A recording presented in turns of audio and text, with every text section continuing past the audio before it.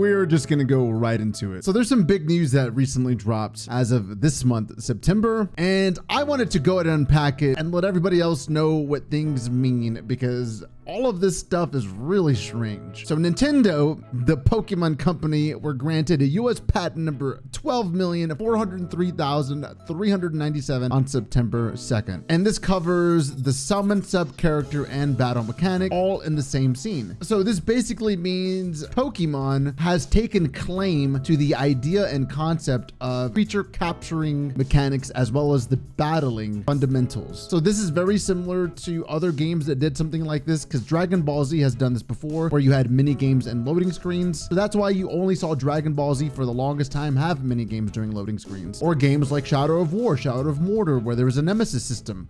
Warner Brothers copyright that system, which really sucks because that means we only get games that are from those specific creators who have those elements and mechanisms, which is stupid. It's so dumb. It's a creative thing. Why and how can somebody own it? Just like the color red. If I want the color red, do I just copyright it and nobody else can use it? That's absurd. That is insane. So basically what this entails is 1, move your character in a virtual space. 2, summon a sub-character like a Pokemon. 3, if a summoned creature or Pokemon or whatever it is that you're summoning onto an enemy is engaged in combat and it battles manually or automatically. 4, otherwise a sub-character is auto-controlled and moves until engaging an enemy. This is saying that man, this is ridiculous. If you summon a character or use a character. 2, if it is used for battle, whether or not you're battling manually like Animo or it's auto attacking also like Animo and other creature capturing games. And 4, if your Animo or Pokemon or whatever it is attacking things aggressively, you know, you're not commanding it, but it's aggressively attacking because maybe you're grinding out a certain IV or something like that.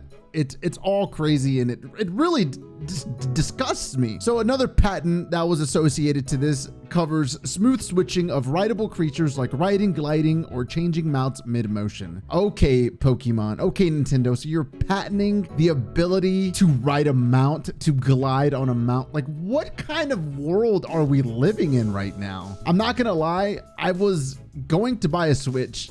I've been working on having the funds to buy the new Pokemon, but after seeing this, I'm actually disgusted, and I don't think I'm going to be engaging anything even closely related to Nintendo anymore. I'm sorry. Okay, let's continue. So if you're wondering, why are we worried? Why is this anything of concern? Well, this patent could threaten not just Palworld, not just Tim, not just Animo, but literally any game with similar summon mechanics, including Digimon. And you know how many other indie games there are out there that has similar things. This is also a huge community concern. Many argue summoning mechanics existed long before Pokemon. How could this just be patented because Pokemon has the money and the power to do so? Dude, I am so disgusted right now. So now let's go ahead and talk about Animo and Animo's position and what's at stake here. I would say Animo's core gameplay includes creature summoning, yes. Co-battling, yes. With twining, gliding, climbing, burning, you need your Animo to do a lot of things in the world. So this is definitely going to be overlapping the patents that Pokemon have.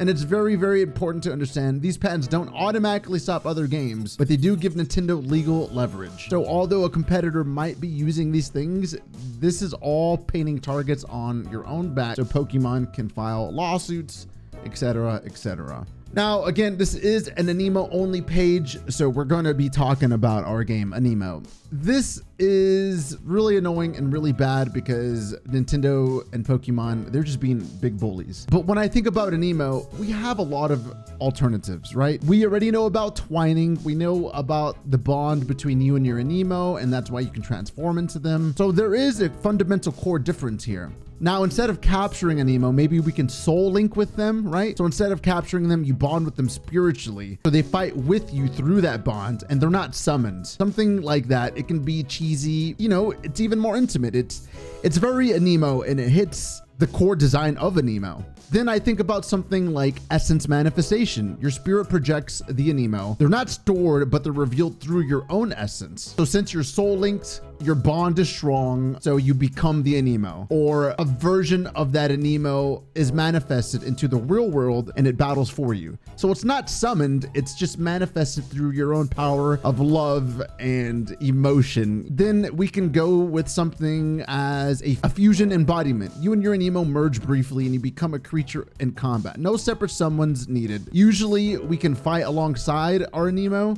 but maybe we can have this soul-bound link that allows us to fight together side by side in spirit, but maybe the Animo isn't really there, but the presence of the Animo is there.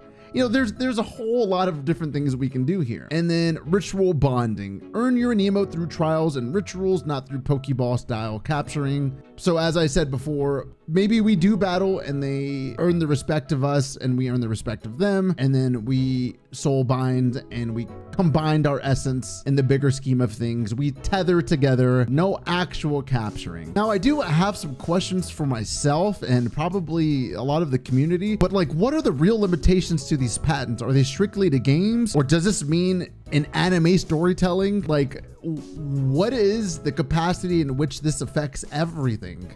Do you think Animo should consider designing around these mechanics by leaning into lore over typical catching mechanics? Absolutely. That's kind of a no-brainer. We're already kind of in that category of spiritual mechanisms in a game because with the twining and everything like that. And honestly, I prefer this deeper spiritual bonding type thing over, you know, just capturing it and using it for battle. To wrap things up, this patent shows that capture mechanics aren't untouchable. And challenging Animo to do something different could be a creative win. It could be a blessing in disguise. I don't think Animo should just sidestep legal issues here, but they should build forward in a different direction, something that just feels more magical than transactional. I would love to hear your thoughts about what's going on and how you could see things work in Animo's favor and how this could possibly be a win for Animo and really separate Animo from other creature capturing games using this spiritual tethering type gameplay and mechanics. Now, I don't know anything legal. I am just a gamer, streamer, friend, father.